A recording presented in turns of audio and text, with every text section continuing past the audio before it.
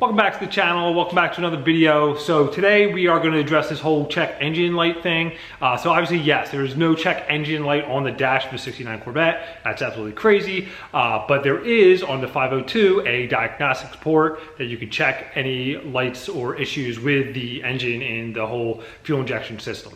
So they give you this adorable little code reader here that you can plug it in and check it out and see what codes you got going on.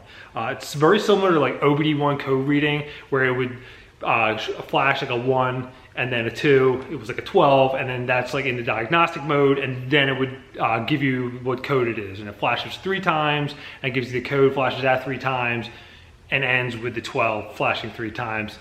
A little kind of like old school, but still kind of cool, simple, and it'll tell you, you know, if there's something running wrong with it, which is nice. So I was driving the car the other day, kind of running a little weird. It was like wanting to stall on me, and you know, just kind of falling on space here and there. So I figured, let me just plug this thing in real quick, see if it gives me any input. Gave me code 13, which is O2 sensor code. So we're gonna go ahead and pull this one out. I did weld a bung in the side of one of the headers. So the O2 sensor is right in there. It's just one O2 sensor. So we're gonna pull that out. Got a new AC Delco one. We're gonna replace it with another thing I did notice too, after driving the car, just working out the little kinks, you know what I mean? So there was the coolant gauge seemed to like kind of just come on intermittently, and I figured I'm just gonna replace the sending unit on the block here. So I ordered a new sensor, and I'm gonna just end up draining the coolant out a little bit, just so it's not pouring out of the block.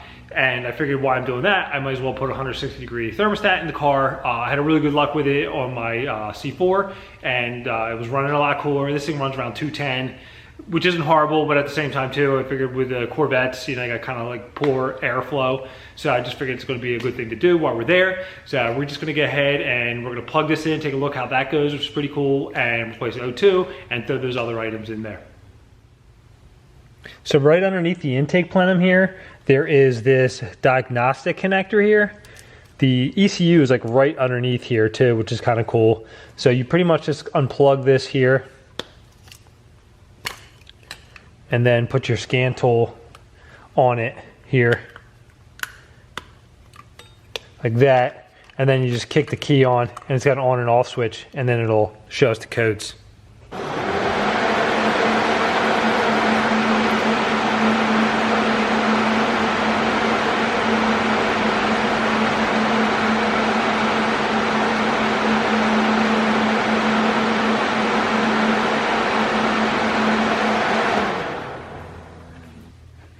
All right, so it's kind of a little hard to tell, but there was a code 13 in there. So we're gonna go ahead now and just take the old O2 sensor out and go from there.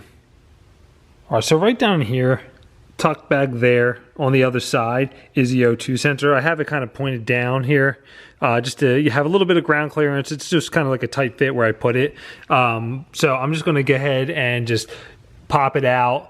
And I can get to it from right here, which is kind of nice. I don't really have to jack it up. So I'm just gonna knock that out real quick, pull it out, and take a look at it.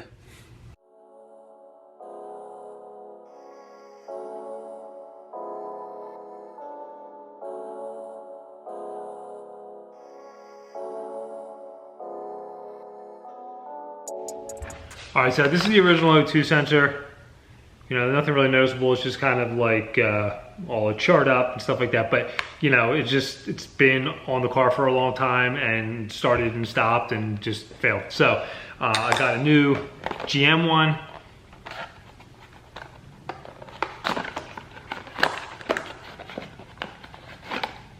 Right here.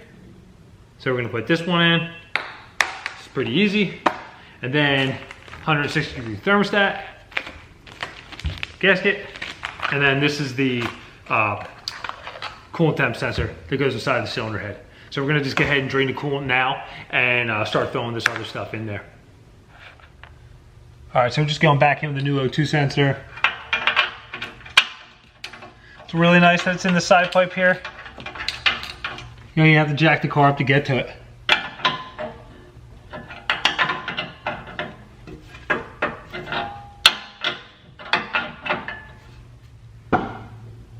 All right, so now I'm gonna go ahead with the coolant temp sensor here. It's right on the side of the cylinder head here. It's kind of tough to get in here, but got a socket on here now. It's like a 15/16 socket. Just gonna take that out and swap that out real quick.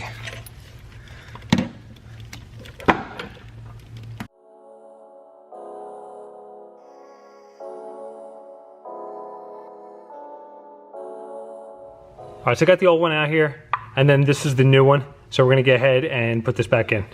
Make sure you put some sort of thread sealer on there so it doesn't leak.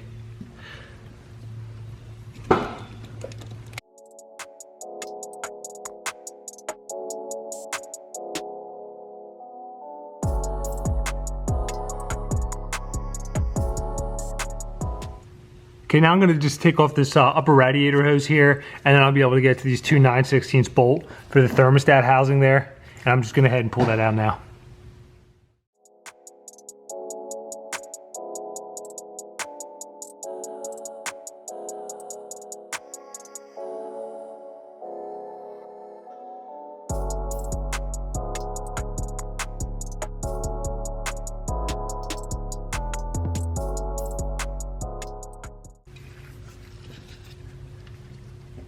All right, here's the old one.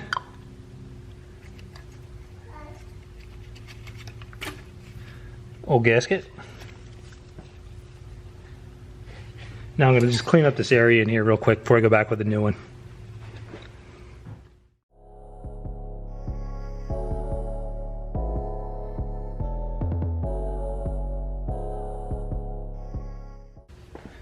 All right, now I got it all cleaned up. I'm gonna go ahead and put the new thermostat in here.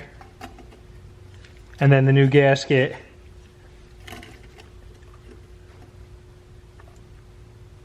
And then just put the housing back on. Go from there.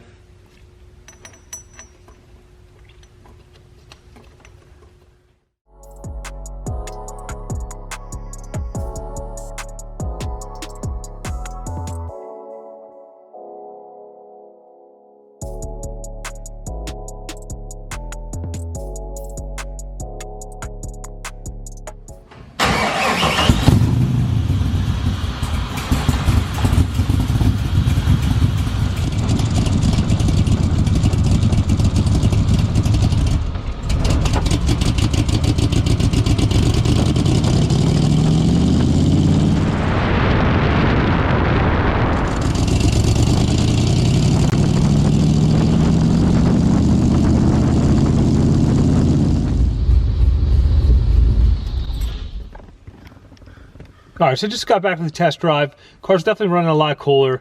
It maybe got up to like 170, I'm guessing, by the gauge. It was definitely way under 200. It's normally right at 210 like the whole time, if not maybe like 215, 220 sometimes if you're sitting in traffic.